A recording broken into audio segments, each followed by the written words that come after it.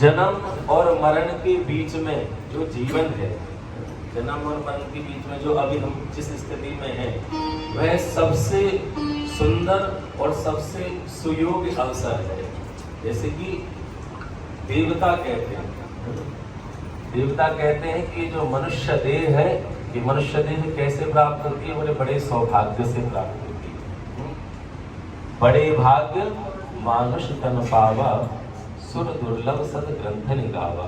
तो ये मनुष्य देह जो हमें प्राप्त हुई है, इसके द्वारा जितना हो जाए उतना भगवान का, हरि का, राम का चिंतन हो जाए, उनका स्मरण हो जाए, ये इसका परम सौभाग्य है। कल एक भाव में आपको बता रहा था कि हम सब वैष्णव हैं। तो ये वैष्णव होने की पद्धति आई कहाँ से? कितनी श्रेष्ठता हमारे अंदर आई, वो आई कैसे? कि कीटे, आप विचार करिएगा, आपको ये लगता है कि जो शरीर है हमें बड़ी सहजता से, सरलता से, न साहब, ये सहजता से, सरलता से प्राप्त होने वाली देह नहीं है। आपने प्राय कर ये तो सभी ने सुना होगा कि 83,99,999 योनियों को भोगने के बाद ये शरीर हमें प्राप्त होता है। तब जाकर के एक अवसर मिलता है कहाँ से जुड़ने का? बोले राम जी से जुड़ने का, उनके चरणों से जुड़ने का।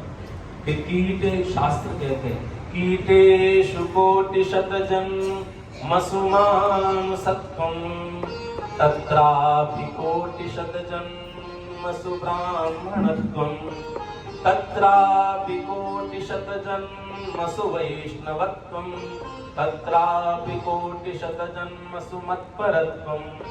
शास्त्र आज्ञा करते हैं कि कीटेषु कोटिजन्म मसुमानुसत्वं। ये मनुष्य देह कैसे मिला? बोले करोड़ों करोड़ों कीड़े मकोड़े बन करके हम लोग आए हैं। ये मैंने कहा नहीं, स्वयं व्यास जी कह रहे हैं, कीटेषु कोटि, करोड़ों प्रकार के हमने न जाने कितने रूप धारण कर लिए, तब जाकर के महादेव की कृपा से, राम जी की कृपा से अवसर हमें प्राप्त हुआ। और फिर यदि उस मनुष्य देह में आकर के, अब देखना आपकी स्थिति कितनी ऊंची है, आप खुद विचार करेंगे कि मनुष्य देह कब प्राप्त होता है? बोले करोड़ों जन्मों के बाद एक मनुष्य देह हमें प्राप्त होता है। नाना प्रकार की योनियों में हम भटकते हैं, उसके पश्चात में ये योनि मिलती है मनुष्य। और मनुष्य योनि में किया हुआ सत्कर्म वह हमें कहाँ ले जाता है? कि तत्रापि कोटिशतम जन्म सुब्राह्मणत्वं। आप ये मत सोचिएगा कि खाली हम ब्राह्मण शरीर से हैं तो हम, बोले आप एक बार बन करके आगे, आप हमसे आगे लाइन में चल रहे हैं। अभी आप हमसे आगे वाली लाइन में चल रहे हैं। आप ये विचार मत करिएगा कभी कि नहीं ब्राह्मण ऊंची जाति, वो वर्ण की व्यवस्था के अनुसार ऊंचे पद पर है, लेकिन शास्त्र क्या रूप बता रहे हैं इसका कि हम वैष्णव हैं तो हमारी क्या पद है, हम भगवान की शरणागति तो हमारा क्या पद है। तो करोड़ों जन्मों के बाद जीव मनुष्य बनता है, और मनुष्य बनने के बाद यदि अच्छे कर्म हो, सत्कर्म हो, तब जाकर कहीं वो ब्राह्मण बनता है। और फिर ब्राह्मण शरीर में आ जाए, तत्रापि कोटिशतजन्म सुवैष्णवत्वं। ब्राह्मण शरीर में आने के बाद फिर वो अनर्गल क्रियाएं करे तो उसका पतन होता है। और यदि ब्राह्मण शरीर में आने के बाद यदि वो सत्कर्म से, निष्ठा से रहता है, तो फिर वो क्या बन जाता है? वैष्णव। तब जाकर के वैष्णव पद मिलता है उसको। और वैष्णव बनने के बाद हरि के चिंतन से, श्री राम के चिंतन से, भक्ति युक्त शरीर से वह सदा सर्वदा के लिए श्री हरि का हो जाता है।